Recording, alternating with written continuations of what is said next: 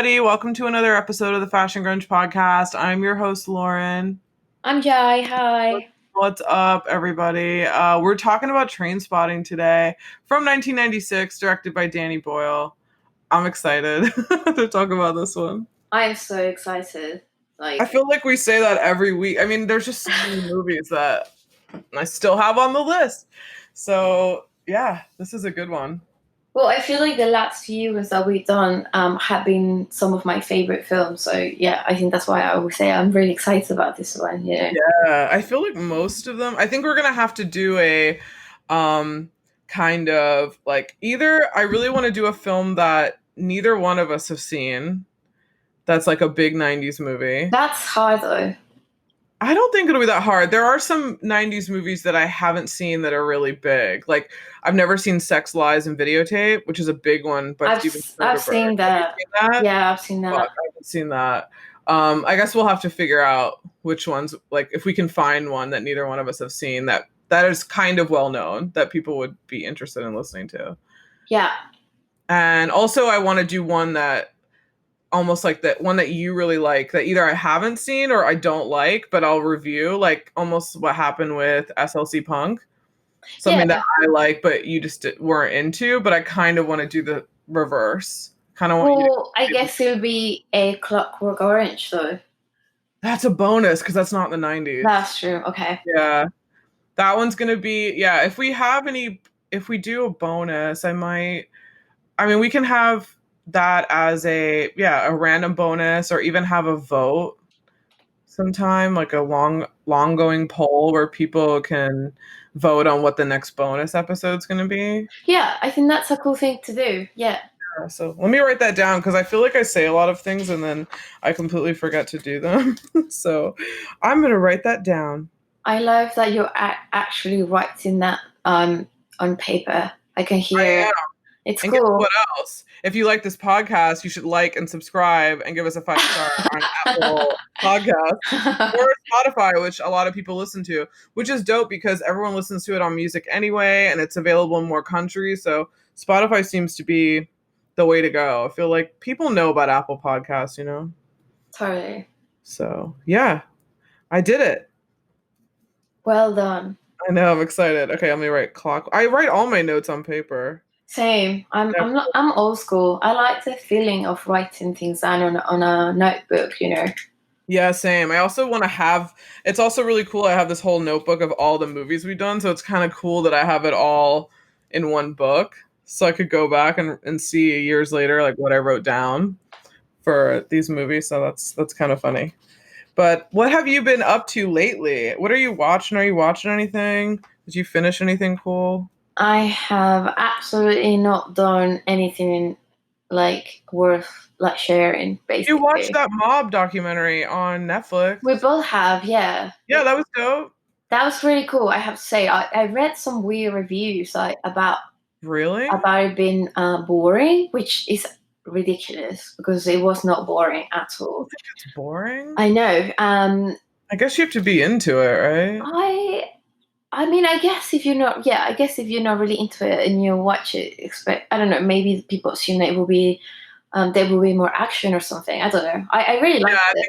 I think people think it's going to be like a Scorsese movie where people just get like shot all over the place and it's, just like one after another. But this is, I guess, more told from the law aspect, like how they were going to capture these guys. Which is really fascinating, though. Yeah, it's cool. I learned a lot and it was really interesting. Matthew loved it too. So that was great. And what else? Honestly, like nothing really exciting. I have absolutely nothing exciting to say.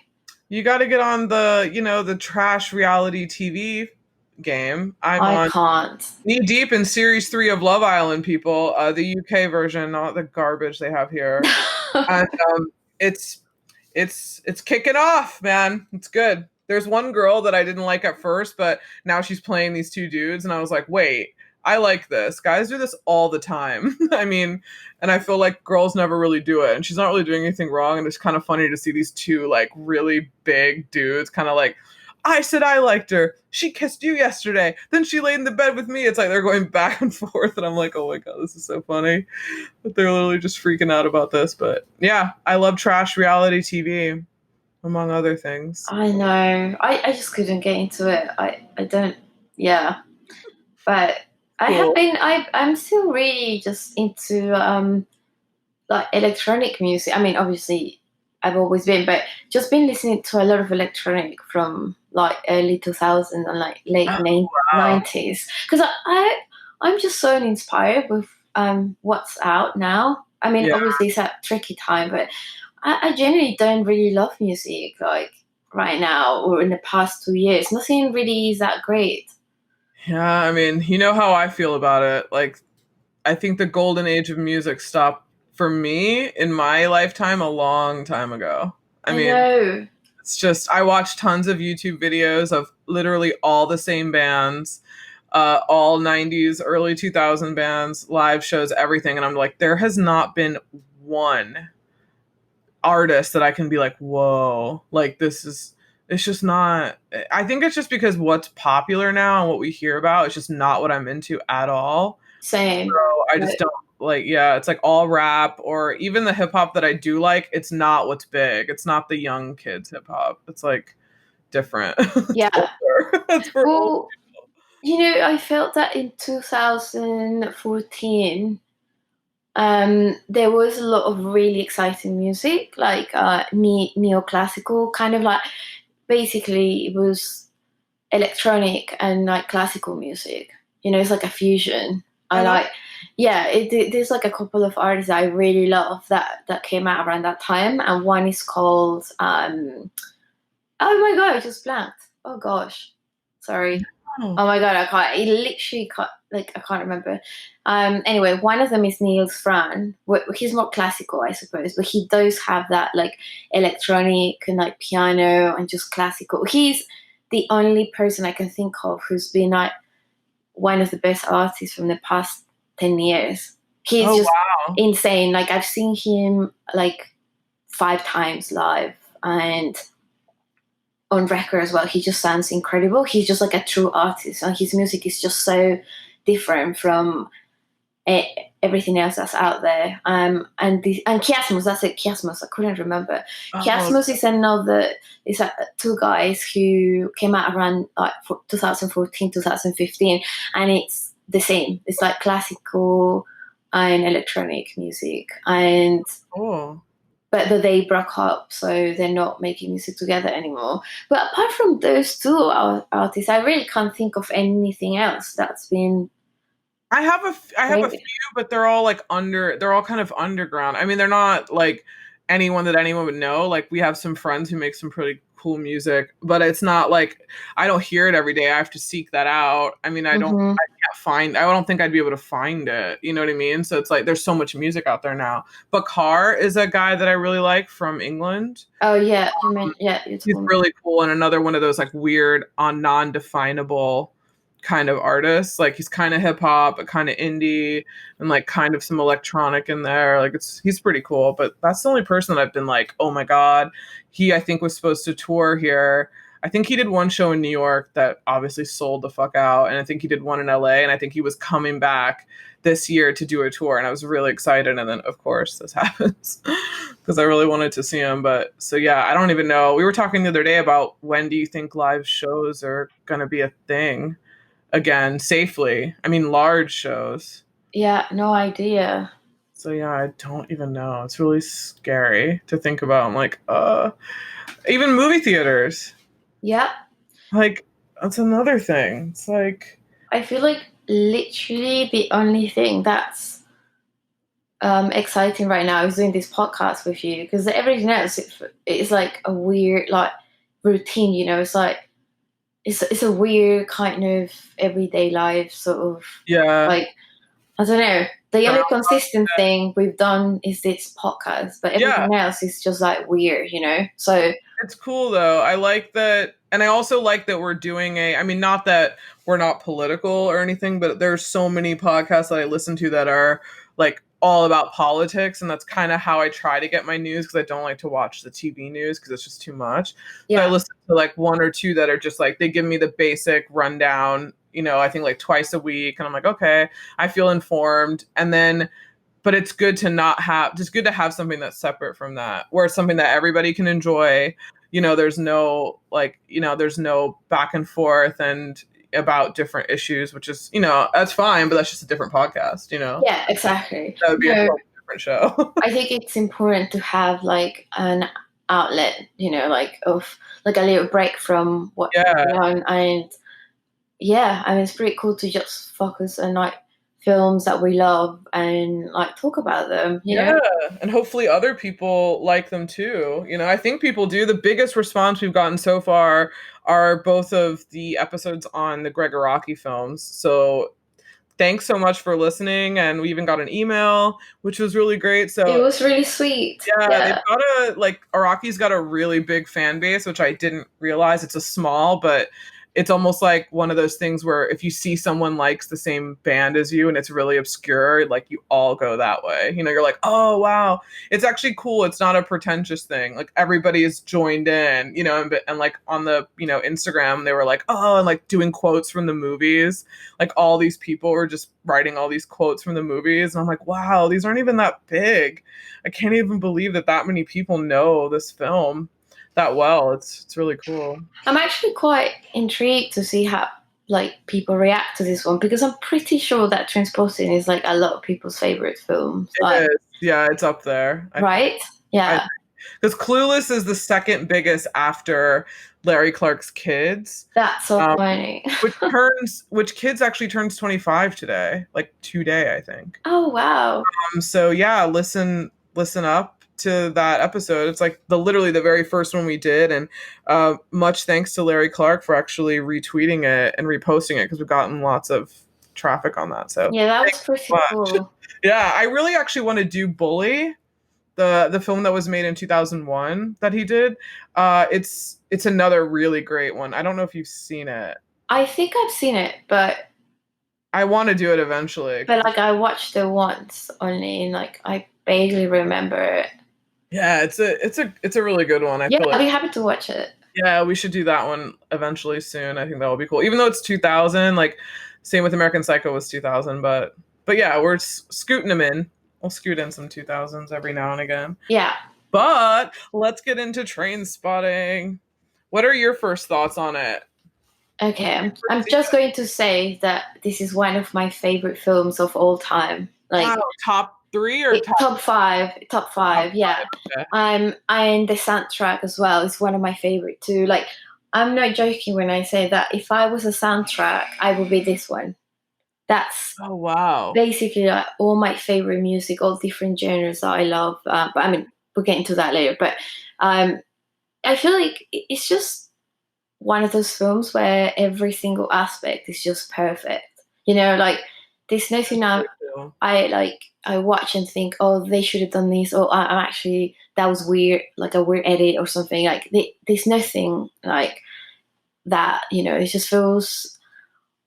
I just love Danny Boyle, like how he frames every shot to really sort of get you inside the film. Like you feel like you're in this story with these characters. Like and I've heard like some people, like the critics being like, oh, that film glorifies drugs, but I actually feel the opposite. I feel that it really shows how drug abuse can take over like one's life, like I watched it the first time in school. I was 13 and watch in school. Yeah, they used to like play films to like as part of like different type of films, right? But in this occasion it was basically to like scare us from like doing drugs, and it worked because I mean I loved it, and I definitely remember thinking this is like mesmerizing, like this is just such an amazing film.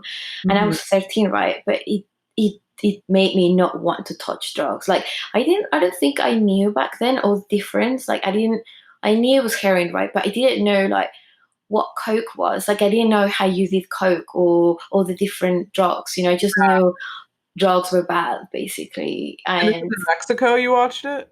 Yeah, I was 13. Yeah, yeah. Wow. And I felt that even though like years later, like when I was like much older, I was very tempted. I'm not gonna lie, I was tempted to try, you know, heroin because I'm just Yeah. curious. I'm just a Yeah. curious person.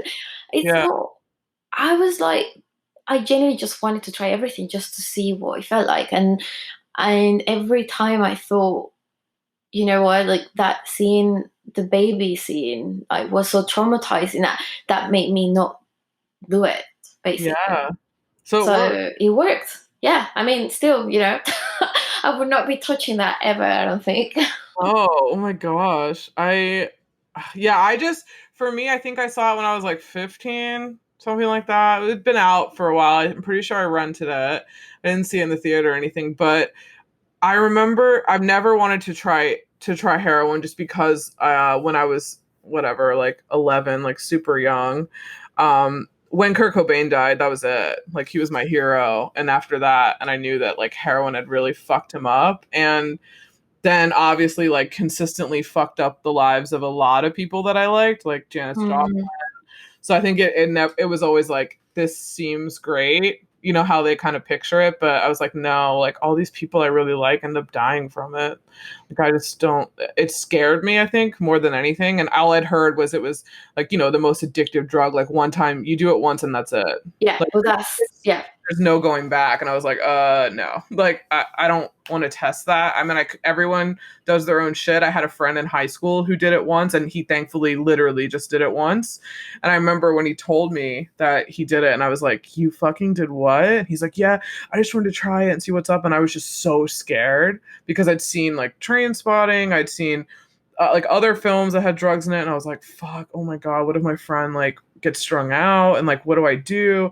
And thankfully that didn't happen. But the way they kind of frame it to you is that it's super like crack, it's super addictive.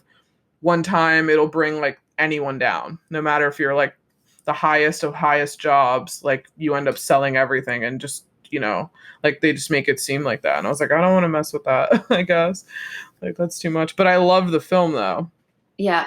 I love the way that they told the story. And I think it is a really good film for like I guess an anti-drug, what do you call it? Deterrent, I guess. But as far as movies that will scare you into doing drugs, Requiem for a Dream is up there. That will That's literally freaking make scary. you Yeah. not want to touch and even a pill that you don't know what it is. I mean, and that's probably what they should show in school now, because I feel like that film it scares me. It still does. I mean, even just watching the last 10 minutes of that film just fucks your world up.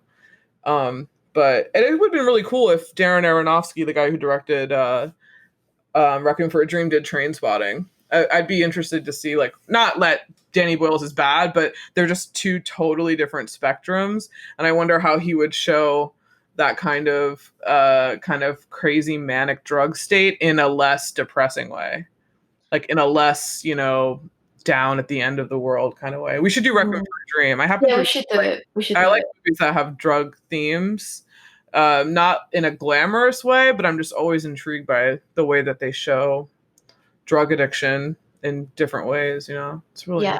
interesting. Let's see. I have written down here. My first note was Ewan McGregor! Exclamation point. Yeah. Let's do a fuck, Mary kill in the beginning. Okay. So, which one? Okay.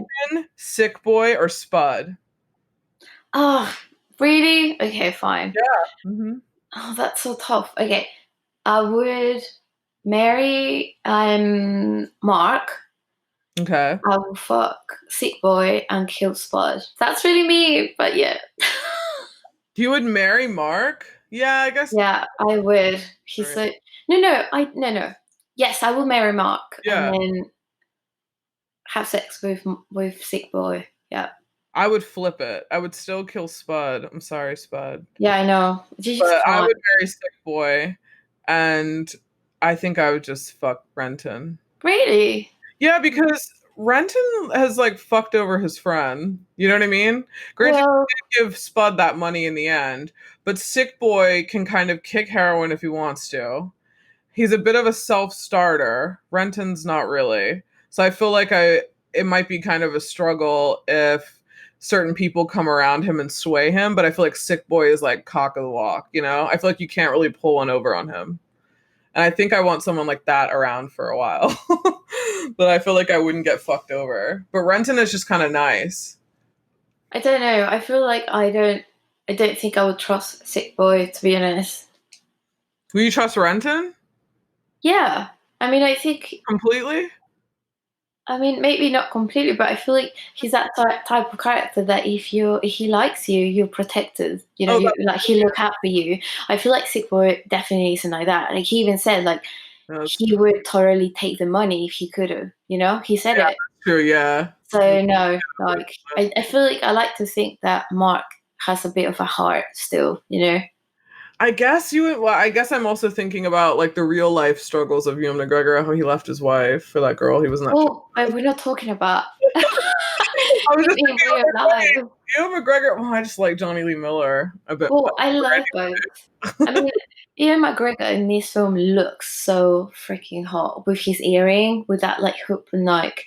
I'm not into it. You're not? I love that. No. I mean, I like his outfit, I like his clothes, but I just like Sick Boy way more. Yeah, he's got a cooler style in the film. Yeah, I like the bleached hair on like when he has dark hair. Like I like how that looks, and I like his clothes a lot more than Renton's. I Yeah, like, he's just like cooler and sleeker, you know? yeah. He's got like swagger, And basically. he has that boot that has the like heroin in the bottom. Like only he would have that. Like, where the heel slides around. Okay, and also here's another one. Would you rather hang out with Sick Boy or Renton? Like just friends, just like shooting the shit.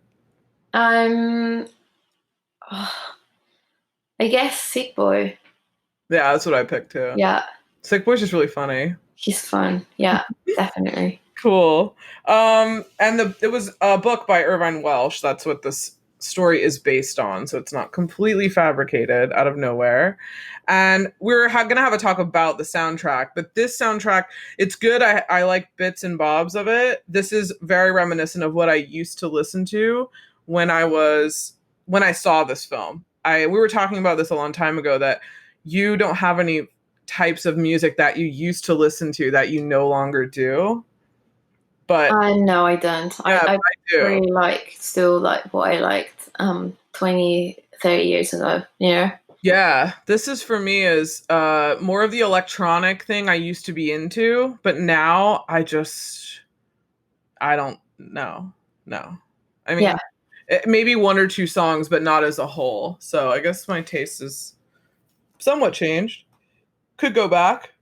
Never know. Never know, man. I mean, I guess so. I have a whole CD book of all this old, like, what, Chemical Brothers, fucking Global Underground shit with different DJs that I used to listen to like go to sleep. And there's a movie called Groove. I don't know if you've ever heard of the movie called Groove. I don't think so. Oh, it was one of my favorite movies. It came out in 2000, and it's all about an underground rave in San Francisco. Sounds cool. It's cool, yeah. And this one guy is planning it, and then he's like, "I'm trying to get John Digweed to spin," and everyone's like, "Yeah, right. You're not going to get Digweed. How are you? Like, how are you going to do that? This is underground. Like, locations keep getting changed." And then the very end, Digweed like comes in and like puts down his crate, and he's like, "Is there still a party happening?" Everyone's like, "What?"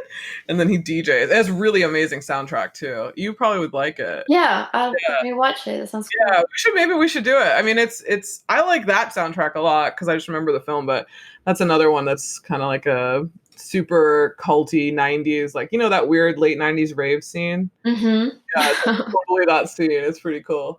But yeah, behind the scenes, the only thing I have, because there's a lot of behind the scenes, is it was made on a £1.5 million budget, which is really good, I think. Yeah, so it's weird. Like, how could it be? Because I read that, but then somewhere else said like 3.5 million. So I don't know. That's the conversion. So it'd probably be 3.5. It said pounds, but it said 3.5 million pounds. I know, I double check, but who knows? Oh, but yeah, who knows? I mean, still, that's pretty good. It's pretty good. I mean, random film. It makes sense because his previous film to this was like super low budget, and he shot it in like a month, like 30 days. I think these were shot in seven weeks. That's still really fast. I It is, don't know yeah. anything No, about it is. who knows how the hell long it takes, but that feels fast. Yeah, it's crazy. And I read they had And to do one take a lot of times because they had no budget hardly. yeah, I read that too. You just had to Which is be really like, cool. which is insane because it just shows like, I feel like it doesn't look. I guess the editing was just so well done, Mhm. because it doesn't look kind of, I don't know, like that's the reason why it was shot that way. It just looks more like it could have been done that way because it's just cooler and that's what they wanted, rather than they just had no other choice. Yeah, Um, that's true. I like how most of this film it just feels not acted. It feels not documentary because obviously there's some elements that are a little like fantastical, like that are not real, but it just feels very, I don't feel like they're acting. I feel like I'm actually there. And just like you said earlier, that he really takes you into the scene and you feel like you're really in that room listening to them talk about whatever. Either it's heroin, it's a drug deal, it's trying to get off heroin, it's a whole, you just really feel like you're there. yeah, totally. No, you do. Yeah. Unlike American Psycho, where we were just thinking, what the hell is this guy? This is so crazy and just so outlandish that this would never happen this way in real life, or at least it wouldn't be filmed like this. It'd be filmed in like a totally different way. So it's kind of cool. Do you have Yeah. any more behind the scenes stuff? Yeah. So, sorry, did you say how much the film made? Oh no, I just said the budget. How much Do you know how much it made?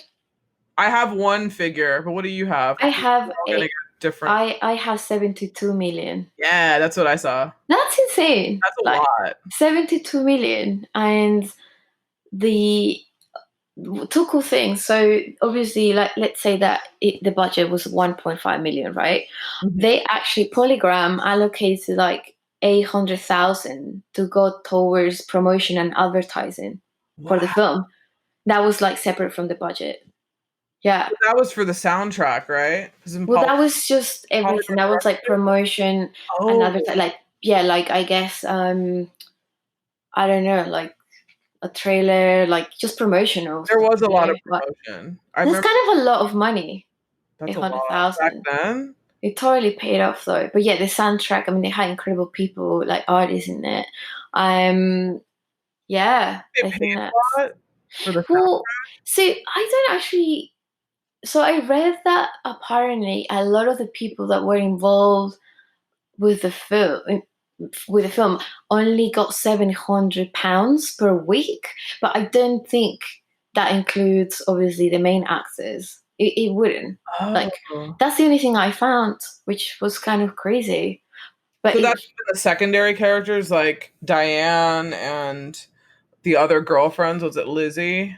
Mark's I mean, I'm guessing maybe production as well. Who knows? I don't know. I mean, I guess you will pay production more than the actual actors, right? Especially for a film like that. think so. Yeah, I think if they're I don't know how it works in the UK, but I know like here I'm sure there's some kind of union situation where like they have to make a certain amount if they're on a budget or on a project for so long. They either have to Yeah. have their hotel or they have to get food money, like something. They have Well, and actually, none of them were big actors anyway at the time. So to. I can't, obviously not £700 per week, but they must have got a bit more than that. But And yeah, £700 a week is £4,900 at the end of 7 weeks. Like that's not bad.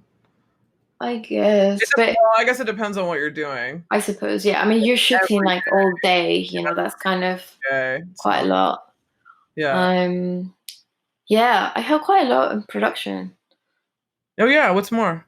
Yeah, so the BFI, Mm-hmm. the British Film Institute, they ranked Trainspotting as like the 10th greatest film, like British films of the 20th century. Oh wow. Which is really fucking cool, Yeah. Do you know what Um, number one was?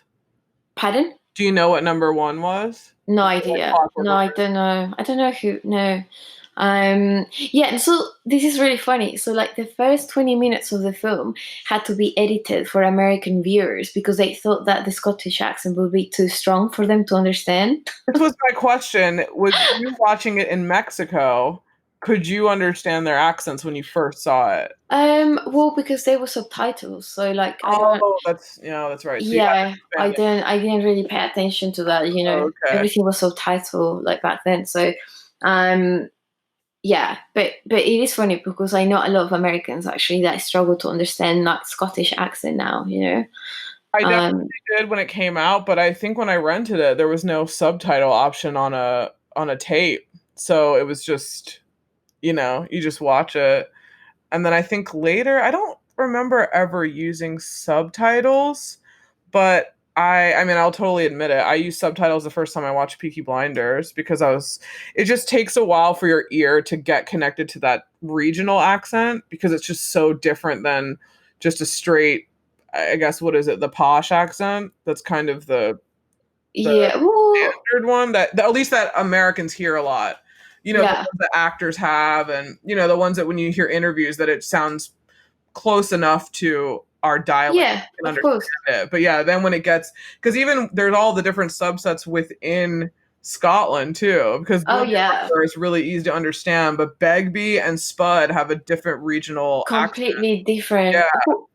But I also Scottish say a lot of things. They just pronounce things differently to like English yeah. people. Like they say I instead of yes, for example. They say sweets instead of suits. Sweets like candy. Not suits. They pronounce the word suit like an actual Oh, suit. they actually pronounce They it. say sweet. That's the They French say way. they say I to say yes. They say shite instead of shit. Yeah. They say a lot of things that are just different. I mean, I really like it. In some parts of the UK, actually, people speak kind of like in Kent, for example. Some people actually speak like in slang, which is very much like Scottish, actually. Oh, that's cool. Yeah, they say like I. They say like so many other things. So I don't know, This is another reason why I slangy. watched Love Island because I granted as much as lame and cheesy as it is, for me as an American watching it, I find it really interesting just to see like UK culture and what people are doing the generation, under me. So I'm just curious on, how they talk and everything. And I'm watching season 3 and there've been, I don't know, 6 now, and there's been different slang in each season. The things that they say in this one, they don't say in the other one. So now they've been saying things like she's got a hump about it. Yeah, a hump is like And that was in you're here too, pissed off, like Trainspotting. you're annoyed. Like Yeah, they don't yeah, say that in the new ones. I've they never seen done. it. No. There are a few other when I find them, I'll like text you to them. But yeah, there are a few things that are slang that I've never heard in the other ones. And then certain people in the house, this one guy from the north, he speaks so fast, and I have no idea what the fuck he's saying. And even some of the people in the house are like, I have no idea what the fuck he's saying. Like even they don't understand him, which is crazy that they're not even that far. I mean, the country's not that big, but it's just crazy how they don't understand them. And the girls come in saying, I don't want this accent. I don't want that accent. The one girl who's coupled up with him is, I'm never going out with a northerner ever again. And then that's who she's coupled up with. Oh, that's so mean. Yeah, I know it's weird. Every time they come in, they're like, I don't want this. I don't want that, blah, blah, blah. Like, I was like, what? That's so weird. But yeah. Oh, yeah, keep going. Yeah. So also, the opening sequence where like they chase and like Mhm. that was basically pretty much inspired by the Beastie Boys like video for Oh, Sabotage. sabotage? Yeah, Oh, which wow. obviously Spike Jones directed, but yeah, he openly said that he was pretty inspired by that. Wow, Um, wow, that's cool. which you can sort of see, like it's pretty obvious. The way the roll over the Yeah, car and everything. exactly. Yeah. And this is really funny. So they asked Oasis to contribute to the soundtrack, and Noel Gallagher said no because he thought the movie was about train spotters. Really? Well, what He's are so train spotters stupid. though? They're like people who Work on just the for train? fun. No, people who just for fun kind of watch or follow like chase trains. It's like a weird hobby. It's like I mean, it can be used for that, but it also means someone who has like an interest in something that's really not very popular, like kind of weird. Like obviously, who likes watching trains or like following them, like chasing them, that kind of thing. So he said no. So imagine how pissed he was when he saw how successful it was, and that the movie had nothing to do with Transporters. I mean, And that Damon Albarn was on the soundtrack. yeah, I mean, they're so stupid, honestly. Those two, like, I know. I was telling Jules the other day that we should totally. She texted me randomly and she said, "I really want to do an episode on crushes, music crushes, just because I want to talk about Damon Albarn."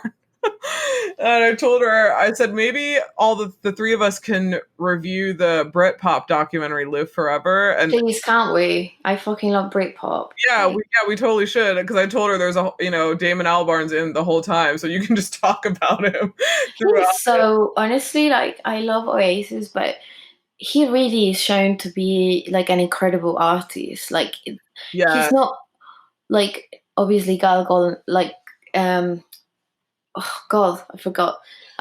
He can't. They're not at the same level. You know. I mean, I love Noel Gallagher. I feel like he is he was the brains of Oasis. You yeah, know, but seems like it, right? but still, when you like when you see interviews, they're kind of like insane people. Like Yeah, a bit shallow, a bit yeah. like a bit mental, like weird. You know, they're not that likable. I don't think they're funny, but no, I wouldn't want to be friends They with want them. to be. I feel like they're kind of they I'm kind of very want arrogant. to be. Yeah. Oh yeah. I mean, that's kind of their brand is Mm-hmm. ultimate arrogance and kind of I follow Liam on Twitter. Yeah, I'm a Liam person more than a Noel person, but and it's really crazy how he still just talk shit on him all the time. I know. It's so mean. Always, It's it's like he's your crazy. fucking brother, you I know? think I don't know. I feel like it sounds like it's for just kind of sport, but I don't think it is. I mean, because clearly it's just weird that he still seems so bitter about everything. Why don't they just reunite and make a fuck ton of money? I mean, they've been offered tons of money to reunite, and it's just like they won't do it. So you just can't work together, you know? I know. But Anyway, I'm right. we're like going off track I know. talking about Yeah, it. no more production notes. What else that's like really cool? I mean, there's so many like little things here and there because um he what's his name? I completely went off track and I can't remember now. God, Jesus. Yeah, Danny Boyle was pretty like he obviously loves the Beatles. So there are a lot of references to Womp, womp. oh yeah. Oh Well, yeah, some let's do a whole people who are episode. listening are into that, Lauren. So yeah, you know, like the scene where the four of them are crossing the road in London. That down. I was like Abbey Road. Yeah, totally, like total reference. What else? I mean, there's just so many like little things, but yeah, like the fact that Ian McGregor lost quite a lot of weight for the film. I think it was like 26 pounds he lost. Yeah, he's really thin. Yeah, I mean, you had to look like a heroin addict. You had to lose weight. You know. Sick Boy doesn't look that thin though. He has like baggy clothes on. But I think his build was pretty similar to the film, like to how he looked in the Oh film. yeah, that's true. Whereas Ian McGregor was like a bit bigger, you know. Like, Oh yeah, that's true. yeah, that's it. I think that's it. Cool. I don't want to be boring. So Oh no, that's okay. No, that's super fun. I'm excited. I love hearing about behind the scenes stuff. I wish that I feel like sometimes I research it, but I don't want to talk about obviously you could watch loads of things on it on YouTube now. So if you really want to see an in-depth look of how the most of the films that we talk about are made, but it's really cool to find out these little things, especially the American Psycho one was so interesting with the casting. And just you find out all these tidbits of, who was up for the role and then who didn't get it. And it's just really cool that now you kind of find all that stuff out. Because before, yeah, no, it is. yeah, It's very cool.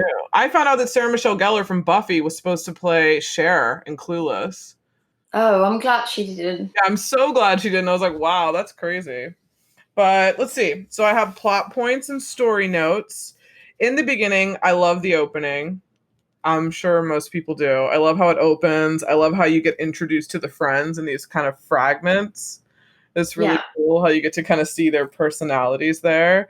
And then as soon as you see the soccer game or football game that they're all playing, I think the people that they're playing against are they're former addicts that Ewan McGregor worked with. to Hmm. research the role. So they're actually the people they're playing against in the beginning. And then I love how you go right into Mother Superior's flat, like the dealer, and it starts from the floor and then you just kind of rotate to the rooms. I like how it starts at that low angle. I thought that was really cool. He does that a lot in his films. Yeah, and like tracking, a whole lot Yeah. of tracking shots and stuff. And I don't know who really started doing that. I know Scorsese's really known for it now, but I wonder who started. Probably when the cameras got that advanced that they could build a track and like zoom in and like zoom back and forth really fast. Which is Yeah. cool. I feel like you see that in A Clockwork Orange. He definitely did that. He was like Well, a maybe he started pioneer there. of like building things that became really like popular and used by in filmmaking, you know? Oh, cool. Okay. Yeah. That's cool. And then the very beginning, we see that Renton is already starting a plan to detox. So we like jump into this heroin addiction, and then obviously what I was texting you earlier that I guess it's Sick Boy's girlfriend. I think her name's Allison. I think you only see her in the dealer's flat. I don't think you really see her anytime else. But they're talking about the experience of shooting up, and she just says that beats any meat injection. That's the better than any fucking cock in the world. That's obviously too long to put as a quote for the actual title, but I really like that. That's in the very beginning, and yeah, it's just crazy that he's just planning for a detox already. You're like, oh, okay. And I know. so much goes into it when he's at home and he has all the like porn and like milk of magnesia and all these sodas and soup, and it's just crazy. It's all planned out. Television, the buckets, and then he's like, I need one more hit, and then breaks the door down and then goes to I think the guy who plays that dealer is the author, right? Isn't that Irvine Welsh? The guy he gets I the two opioid pills from? I I don't know. think Not you mean not the guy who's there? Like his what's his character? Sweeney, not Sweeney, right? uh is that Sweeney is the guy who lives in that house, who's like the dealer, basically. yeah, not okay, not Mother Superior with the leather vest. That's Mother Superior. Not him. Okay, It's the I don't other know. guy. The one that Renton gets the drugs from and the pills and he shoves them up his ass. That guy. He just has a little Oh, that guy. Okay, mattress. yeah. That's the author of the book. Okay, that's cool. That's Yeah. really cool. Yeah, and I think he's in this. I don't know if he's in the second one. He might actually have a little cameo in the second one too. But yeah, so we see that, and then one of my favorite scenes in the film, although I didn't pick it as one of my favorite, part of it is when Renton and Sick Boy go hunting. Oh And, yeah. and Sick Boy just like, and Renton has this really funny monologue where he just says, I'm so annoyed with Sick Boy. He just kicked it because he just wanted to prove to me that he could. And that I was going to have this sort of big struggle with it. And then he was just like, okay, like I'll quit. And then they go and they have this crazy discussion about how Lou Reed's solo shit is really bad. And they just talk about how all these solo artists like never really do all that well. They have this I really know. weird philosophical conversation. That is really funny. I like that a lot, actually. Yeah, it's really Yeah. funny. It's like a good conversation to have. Yeah, it is. I think I actually did write. I wrote Renton and Sick Boy's philosoph combo disagree about Lou Reed. That was in my favorite scene bit. And then one of my favorite parts ever, well, it's not in my favorite scenes, is when you first see Begbie and he's telling them the story about that pool hall fight Oh my that he god. had. And I think Tommy was playing with him and he just talks about how he got in this vicious fight over absolutely nothing because he's just total hair trigger temper. And then he then he throws that pint glass that he threw down to that second On a girl. massive. Yeah, but he didn't even see it was a girl. It was a massive glass. He does not give a shit. He's like No. a psychopath, you know? He is in the second one too. He's like still the same. It's You know, so he is like, it's kind of like small man syndrome, you know? yeah. He's just so complex. angry. Yeah, he's insane. But he's such a brilliant actor. I love him. Yeah, he is really good. He's also in that weird fairy tale show. There's like, I forgot what it's called. It was like a fairy tale show that he's in. I was like, oh, it's Begbie. And I wrote huge pint he threw. Then I wrote got the hump because they said got the hump, that he got the hump. That's what Tommy said, I think, because he was losing. And I wrote must ask Jai, got the hump. So now I know it means pissed off. I need a little glossary You don't really hear UK you hear slang. like some like in East London, some actual like some people there would say that, or like outside London, but not really. Like it is a slang, definitely. Like it's not something Cool. that a lot of people, like most people, say. California has slang. I noticed when I went out there that I didn't know a lot of things that they were talking about, and I didn't know kick rocks was a thing. Um, I guess kick rocks is just dumping them. Like I told her to kick rocks.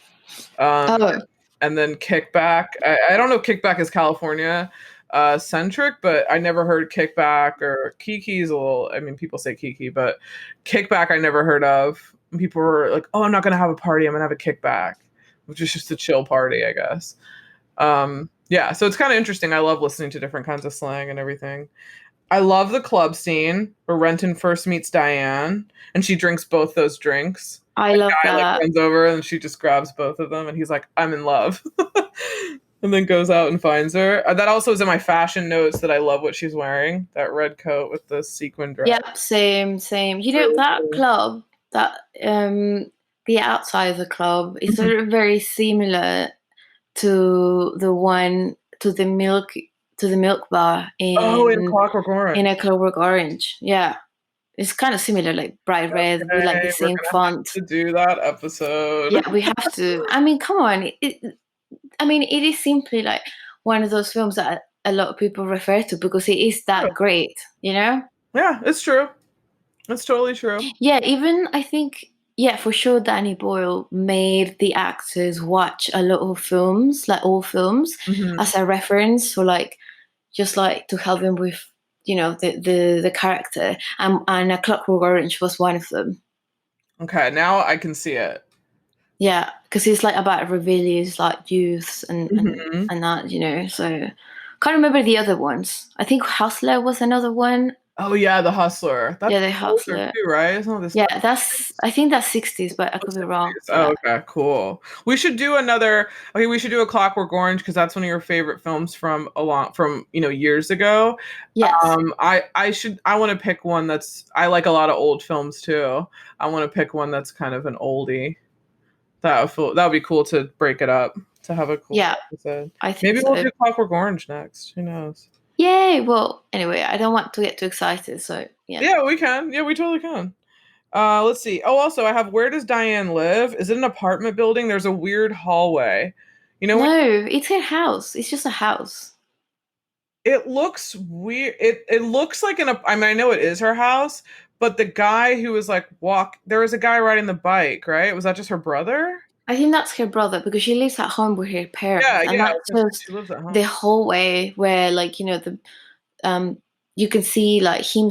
Well, he's sleeping on a sofa in the hallway, and then he Yeah. goes into the kitchen, Oh, where that's right. Yeah. they're having breakfast. But it is a house or apartment, whatever. But yeah, she lives at home. I mean, she's 14. That's what I thought. I was like, wait, where is this? I thought it was a house, but it just looked different from like the hallway. It looked like an apartment building.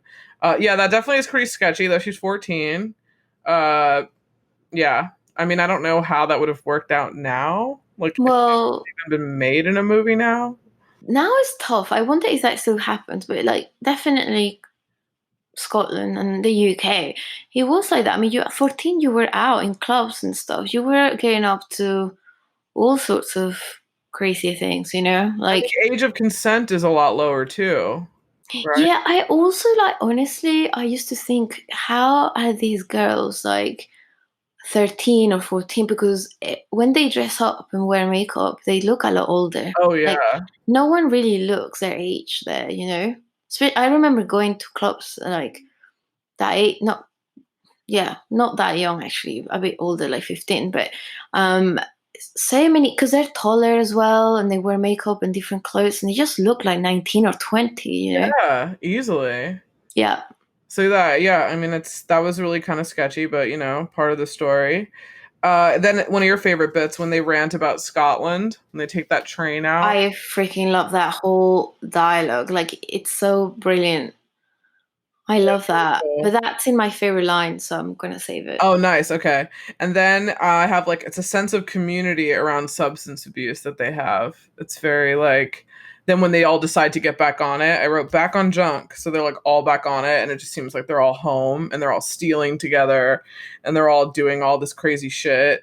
And I said Sick Boy seems like a highly functioning addict that just kind of annoys Renton more than anything because Well, yeah, because how is he able to stop yeah. whenever he wants to, right? Mhm.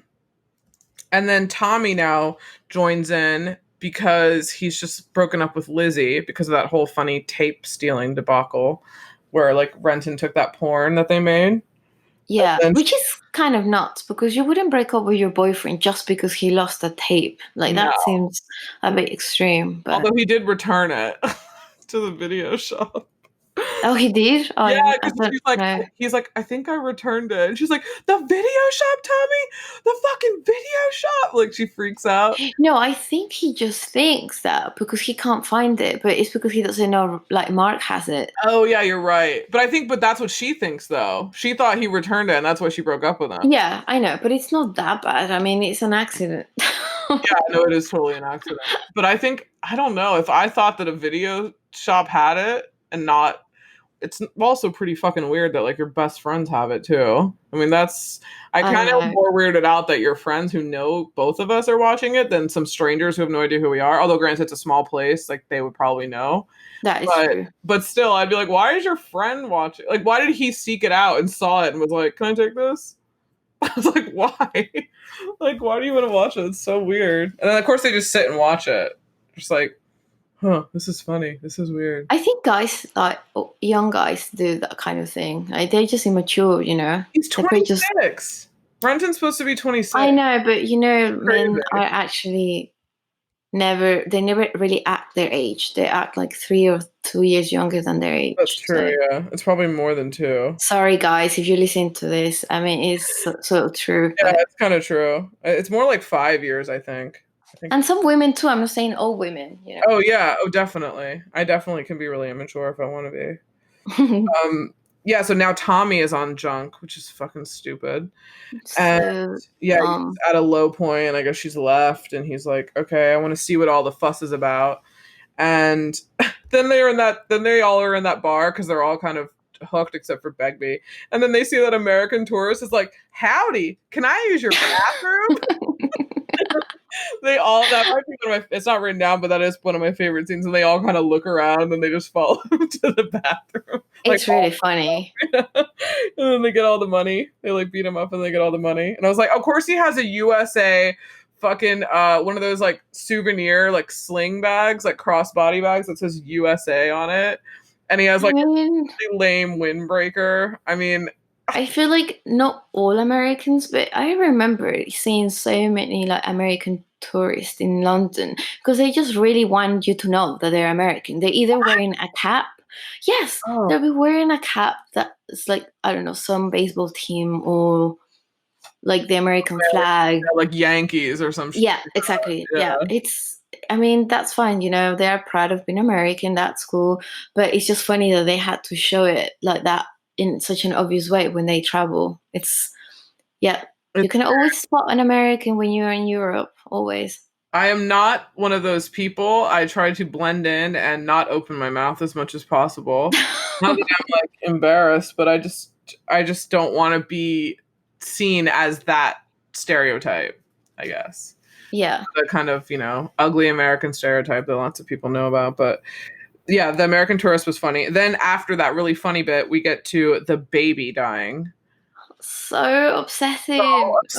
And she's just screaming, like Allison's just screaming, and they're saying, oh, she's been screaming all day, who knows? And then they just kind of snap out of it, and then she's kind of shaking everyone, screaming, oh my god, just screaming. And then Renton just is, I want to hit, I'm just gonna cook. And then she's like, yeah, give me one. And it's just so fucked. But I mean, how else would you expect that you would cope? Yeah, I mean, it just shows you like how low you can go when you do heroin. You're like really completely unaware of. It's very different to other drugs, Yeah, that's true. It's really you just don't care about anything. Like, That's really scary.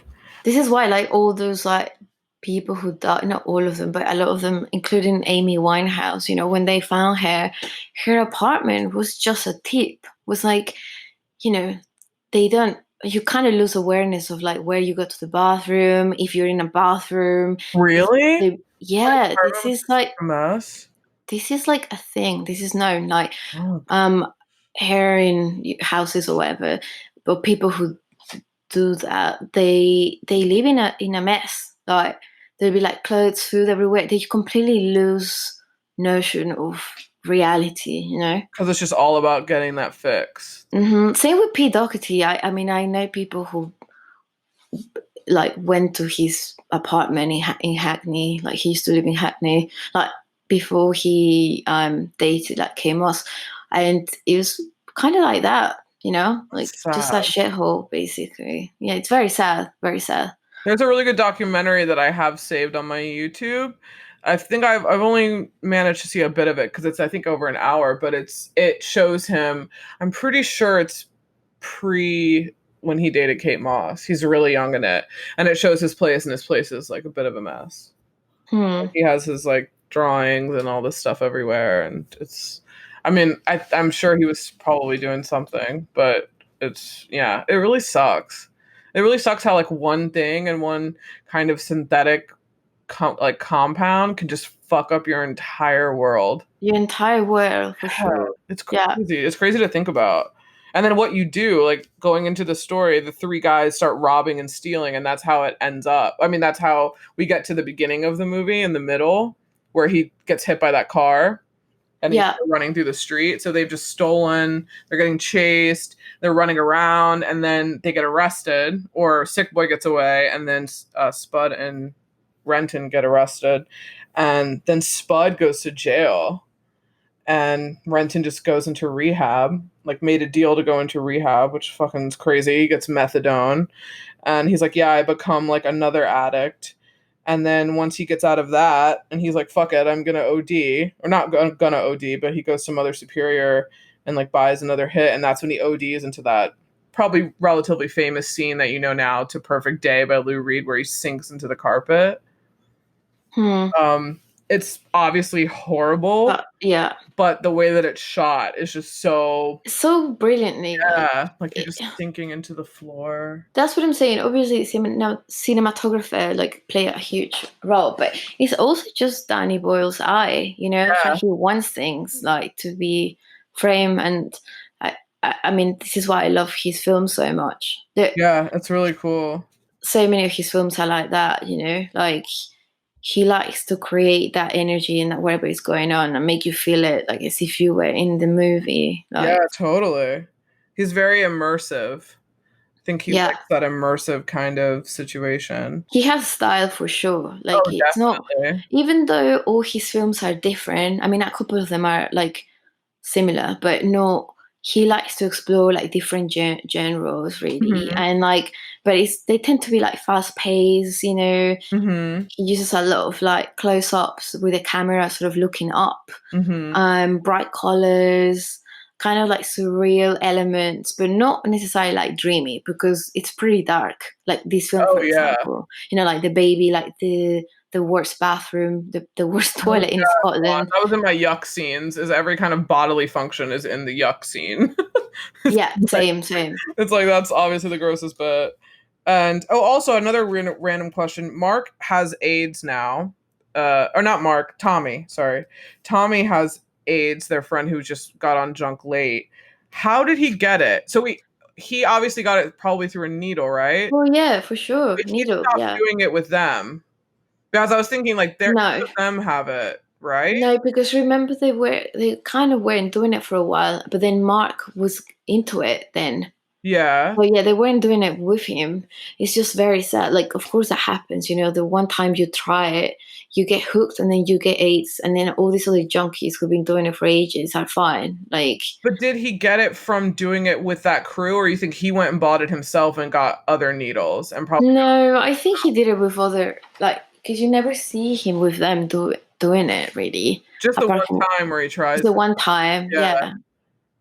Yeah, I always wondered. I was like, where did he get it from? Yeah, because they literally didn't know what was going on with him because they weren't around. I mean, Yeah, fair enough. yeah. Like They moved. Mark moved to London, but the other guys weren't really hanging out with Mark. They just heard from someone else what he got up to. You know. Oh yeah, that's true.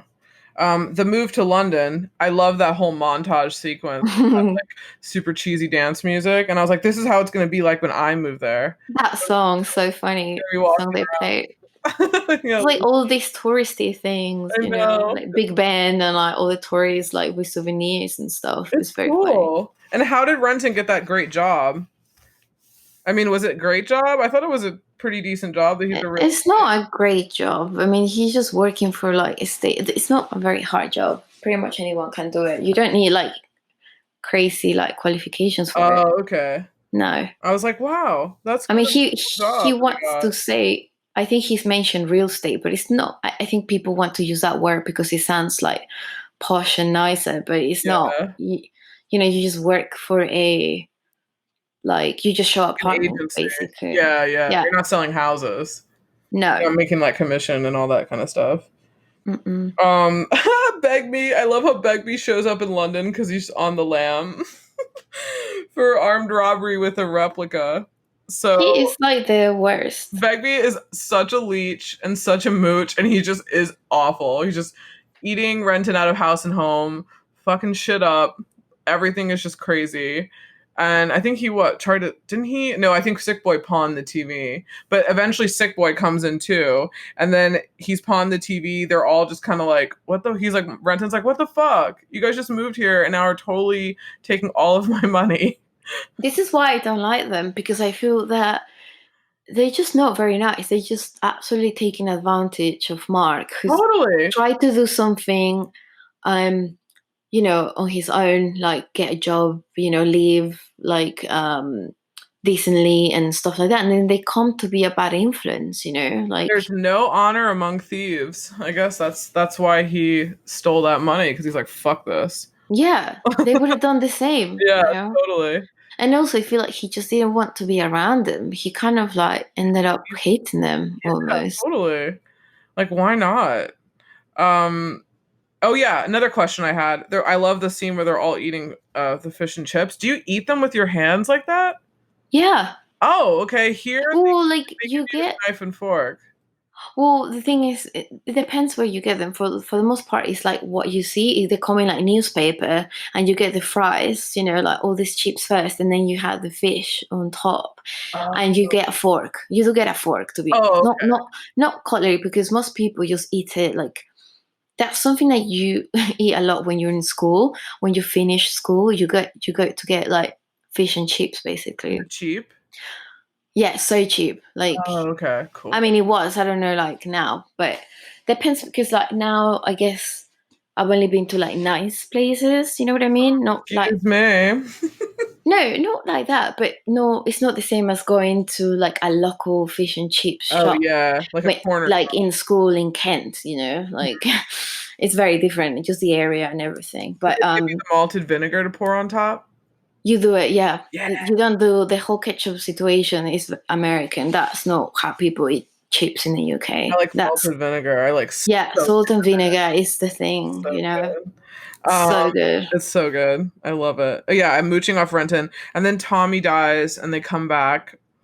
Um, that's really sad too. And of course, like So sad. That's in my worst scene. yeah, it was Like really fucked. Then is when they pull the one last score that we were talking. I have loved the shot of them walking with the bags. That was cool. I do know it's Beatles, Abbey Road, blah blah blah.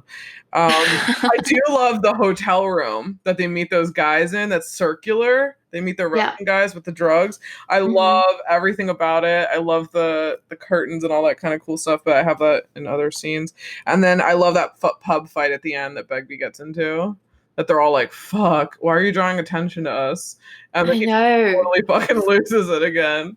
He can't help himself. No, he's a sociopath. And he just doesn't give a fuck about anyone and just loves violence. So, that's Yeah. the deal. And then I love how in the very end, Born Slippy by Underworld just like fades in. I love how I love that that's like the song. best. Yeah, I love that song too.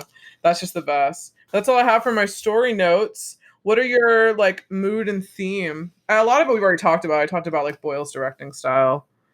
Yeah, I love the set so much. Like the rundown, like pubs and buildings. It's Yeah, like I've never actually loved. I mean, obviously, I like West London and stuff, but things like places like Glasgow and like East London, they're kind of like grimy, like some areas, like kind of rough. And I just really find that charming and like pretty in its own way. I feel like it has more character. And obviously, they're not going to be hanging out in like a nice place because they're they're druggies. yeah, But it really reminded me of the club scene, like in East London, where all the fun things happen. Really, kind of like sort of the apartments and just the vibe, the pubs and the club. yeah. It's true. I just have But written down that all the interiors, everything torn down. It's cool. it is, yeah. I mean, at some point, I can't remember whose room it is, but you see posters of the Stooges in the room. Yeah, I can't remember whose room. I think Renton or no, Mark has one poster of Iggy Pop. Yeah, it's Maybe, like yeah, one. maybe that's it. Maybe that's the Yeah, one I saw. Um, yeah, it. I love the whole mood. Like I just think it works so well, and I really love how in the pub, like pretty much all the pubs they go to, people are dressed in 80s clothes yeah. still. That's why I thought it was 80s. Yeah, no, that's just like, like obviously, you know, back then people don't really keep up with the trends in Yeah, certain areas definitely. because that's Yeah, your buy what you can afford. So most of them were probably wearing the same clothes from the 80s, that oh they yeah, had. totally. Um, but fashion wise, I feel like to me, it's just like what kids wore to raves in like 96, like very scruffy, skinny jeans, not really crop tops, but I think the jeans were like women's jeans, and they were like, well, They're tight. quite, they're really tight and low. So they just, like Mark wears a lot Mhm. of like, Yeah, he shows his stomach quite a lot. And bomber jackets, a lot of them wear them. I think one of them wears like the one with this white side stripe on the shoulder, on the sleeve. oh yeah, I yeah. think might be Sick Boy at some point. And Mark wears just like a plain black bomber, Mhm. and really old and dirty sneakers. The white Chuck high tops. He has Yeah, those on, and then he has the gazelles, the it's park just, ones. yeah. I mean, and then Spot and Beckby like wear kind of 70s, like a 70s sort of vibe, I like, have Begbie. I love his Fred Perry style. He has like the Fred yeah. Perry like jumper with the shirt, the collared shirt underneath. I think it's one of the last things he wears. I love that outfit. You know what? Denim He jacket. reminds me, not just his look, but actually his personality and everything. He reminds me of like a hooligan. It's Oh like, yeah, I've seen because they do wear that kind of style, and just his energy, obviously like troublemaker, he loves fights and stuff. But that. Oh, yeah. I do actually love Spot's outfits because he's wearing these 70s sort of blazers and like Yeah, the big tailored lapels. trousers with like that are very short on him because he's like really tall and lanky, just kind of skinny, like Yeah, and lanky the sort of yellow thing. lenses. I love those glasses that he has. Yeah, I mean everything is just so spot on. Obviously, Sick Boy has like a really cool style, and Diane's like amazing like school uniform and like Yeah, sequin I dress know. at the club. It's so cool. I just feel like they just did such a great job with the set and fashion. Like it's Yeah. very like unique and cool. What about you? What do you think? Let's see. Brian Tufano is the cinematographer of the film. Yeah. For all the like, the designs and all that kind of stuff. I have that. Yeah, interiors are really cool. For fashion, it's Rachel Fleming, who's the costume designer. I have Hmm. written down. I love Renton's first outfit, the yellow mesh top, the faded black jeans, That the was really white cool. chucks. I like that. I really like the club outfit where it's that yellow crop tee, the white chucks, and he has the sweater tied around his waist. Um, Yeah. I like that. And also the pants that he has are like really old men's tailored pants that are kind of shrunken because you only see them when he's in the room with Diane and he takes off the sweater that's around his waist. And Yeah. you can see them and they have like really cool buttons. They're kind of checkered. They're weird. They're not the jeans that he usually wears. So I like those. Sick Boy's hunting outfit I love. And I love how he wears that purple shirt a lot. that's kind of like faded and weird. Oh yeah, Um, yeah. and I love that yellow orange camo shirt too Hmm. that he has, almost like the one Bill Murray has in Lost in Translation. Oh It's like yeah, that's right. Yeah, yeah, it is so similar. it's really cool. And then I love obviously like Diane's red coat and sequin dress. I just love that whole outfit when you first She just see her. looks so cool. So Yeah, cool. And then I just have yeah, Fred Perry style for Begbie. yeah. I like Begbie No, style too. It's really cool. Let's talk about the music. Got a yay! lot to say about the music. I do. So as I said earlier, like if like basically this is me in a soundtrack. Like I love this is like my favorite like genres like That's cool. Britpop, techno, alternative rock, electronica, and house. You know, and like every single one of those songs in the soundtrack, like I freaking love, and I used to play it like so much. Like um, Left Field. Like I feel like a lot of people don't know them here. No, I don't, but Yeah, I don't know. Maybe people who are like more into that genre might. I feel like Underworld is more like known. Yeah, I know Um, Underworld, yeah. yeah, and there was a New Order, Primal Mhm. Scream, Blur. But it's not well. There's a song by Blur, and then there is one by Damon Albarn. Yeah, yeah. Like yeah, which is like a really beautiful song. Like I love that.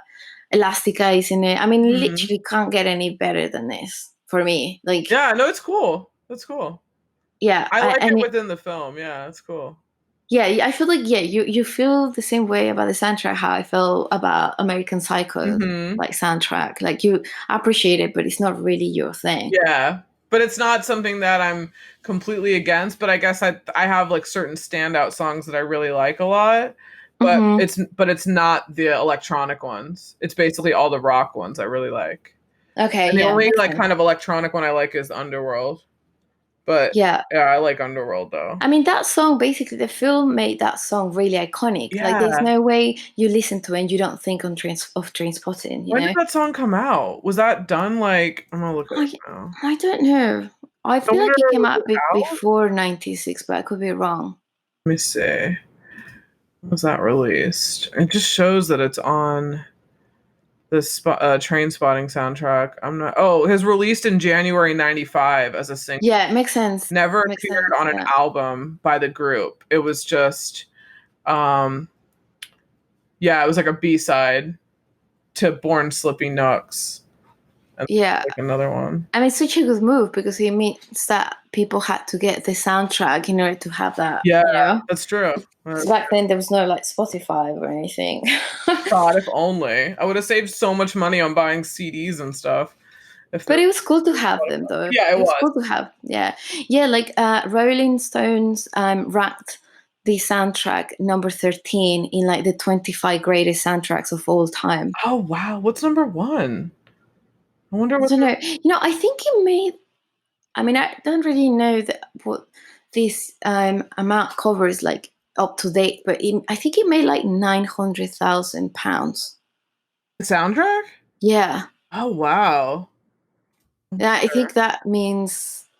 I mean, I don't know how they whether they're including like if because you can't really buy an album on Spotify. You kind of like pay for to listen to it, but so I don't really know how they would Yeah, I don't count know that. how they do it I now. guess maybe it's just like sales, just actual sales, like the CD. I think Like, so, yeah, because yeah, now they can't tell the streams. Like I don't know if I guess it counts, but it's not like oh, I found the list, the Rolling Stone list. Number one is fucking Beatles. How lame.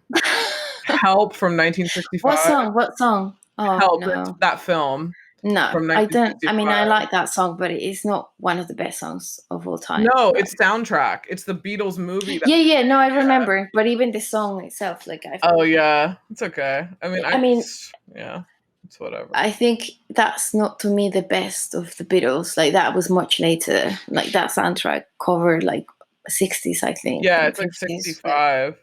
Number yeah, 2 is Purple Rain by Prince. That's pretty oh, big. okay. And I mean, then what is it? The Harder They Come is 3. The Beatles, Hard Day's Night, Wow. 4. And then number 5 is Saturday Night Fever. And then Trainspotting is number 13. But I don't know how they ranked this, but it fucking blows. Yeah, I kind of don't really Rolling like Stone it. fucking sucks. Let's be real. Well, they do now. Have they ever been? Then they were No, I mean cool, now though. in the last like 10 Yeah. years, they really just whatever. They've kind of just been. I think they're just kind of slaves to like the money. Like, you know, Totally. whoever's gonna pay them to like talk about shit, then they will. You know, it's I don't think Yeah. it's the best. Yeah, you know, like Perfect Day is one of my favorite songs of all time. Oh, And really? it's in the soundtrack. Yeah, I love that song so much. Oh yeah, Lou Reed's boss. Oh, yeah. He was. Like, he really was. Like, I love, say, pretty much every album from Velvet Underground, really. Yeah, they are. They kind of don't make bad music. I think Mm-mm. they're kind of really great. Okay, so what are your favorite scenes, or do you have any more music notes? No, that's it for Oh, music. cool. Yeah. What are your favorite scenes? Okay, I have 3. So the first one is really just the end when Mark Yeah, takes the money, that's one of mine. and from the moment he does that, goes to the locker, leaves money for Spud, and then Which is walks so on the sweet. bridge. Pardon? That's sweet that he left that money. It is, and he says like he'd never harm anyone. You know, he was like a nice guy. So Yeah, true. then walks on the bridge and then says like, "I choose life." Like, I just Mhm. fucking love that. Like, it's just so great. I don't know what I'm gonna name this fucking episode because But you have time. I do. Yeah, I do have time, but it's just there aren't that many quotes that encapsulate the film that well that are short. That aren't things like "choose life" or. Well, I feel like you have quite a lot to I be guess honest to so. choose from. That aren't that long. Can't be like super long either. Yeah. What's your favorite? Like, one of like. What's your Okay, favorite? I've already talked about 2 of them. Okay, I'll talk about the third one that I haven't mentioned. One is the same as yours, the end. Another one was that Renton and Sick Boy philosophy combo about Lou Reed. But my other one, which is one of my favorite fucking interviews, is when fucking Spud takes all that speed and does that job interview. That is probably my favorite. I'm fucking That's really obsessed with that scene. that's really funny. It's great. It is really just exactly how it is. You know, I love pretty it. much. It's so funny. I love that he thinks he did a great job. He's just like, I think I'm doing a really great job. Don't you think it's going well so far? Okay, cool, thanks, bye. He just like shakes all their hands. No, he's such a good actor. I mean, all of them, but he really is just great. Like, I can't imagine the movie without any of them. You know? Oh, it's such great casting too. Yeah, totally. Whoever did that. What's another one of yours? So the other one is like, I know it might sound like a little strange, but I do really like it when Mark gets cleaned up with his parents' help.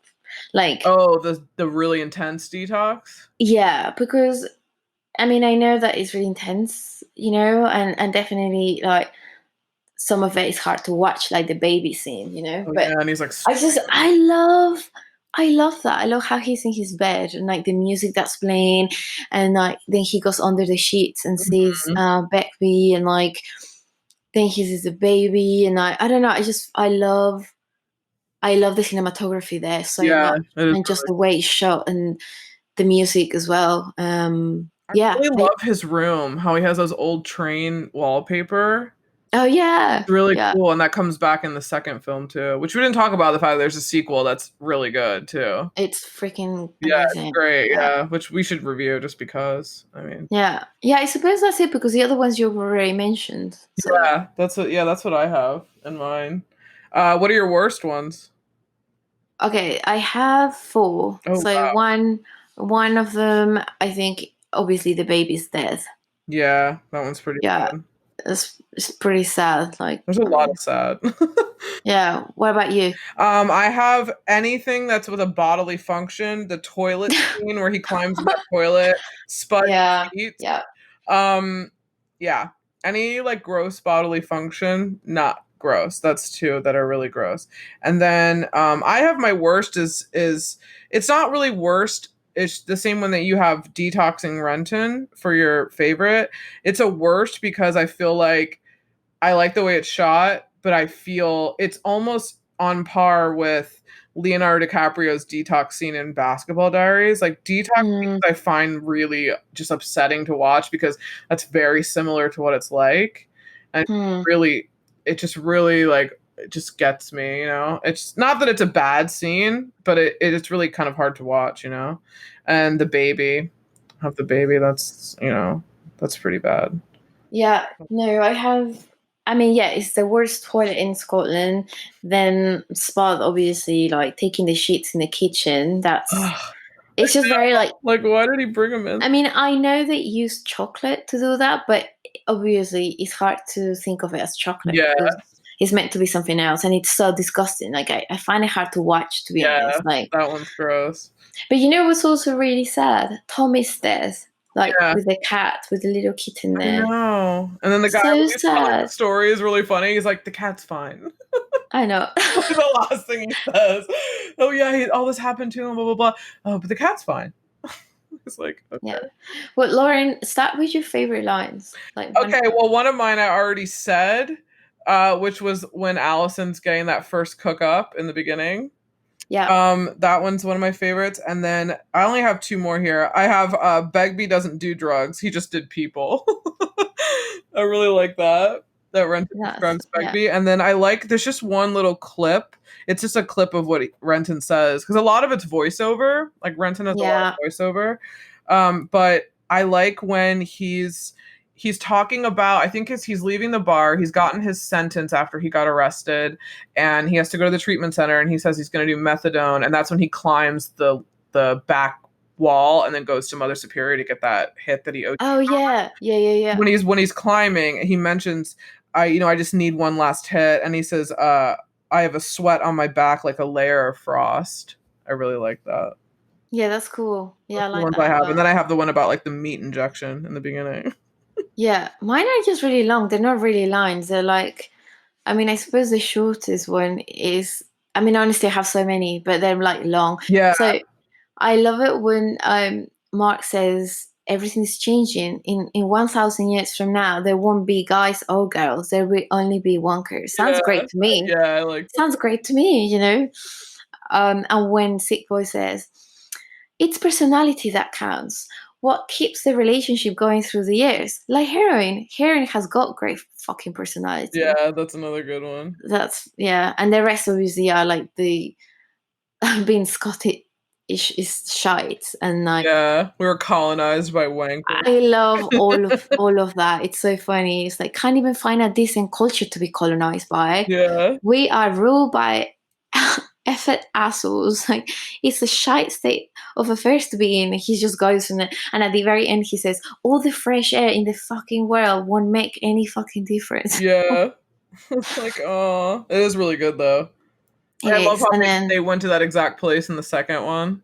Yeah, really it's cool. It's really cool. Yeah, it's just this film is just there's so many elements. I feel like we could talk about it for much longer. Forever. Yeah, I could talk about this film that I didn't mention because I was like, we can't have this for like 3 hours. No, I know. But I hope like other people genuinely like this film who like listen to the podcast because it's just such a brilliant film. It is, and I think that if you love it, you should go watch it again before you listen to this, because so you're fresh. So you're totally refreshed on it, and I feel like if you like it, then you probably own it or like know easily where to find it, because it's sometimes on streaming, so you have to just search around and see where it is. We had 90s moments. We talked about it before we were recording, but we didn't have any specifics aside from the music is very 90s and the fashion in general.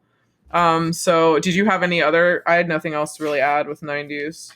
I mean, honestly, just music. I feel like it is the cool sort of music for me, like the coolest stuff from the 90s. It's like 95, 96, like electronica and house, you know, like that to me is like the most 90s things about the film. And the club scenes are very 90s too. Yeah, totally. Yeah, club, rave, whatever. Yeah, I mean, that's just music that back then, which is just the best. Yeah, totally.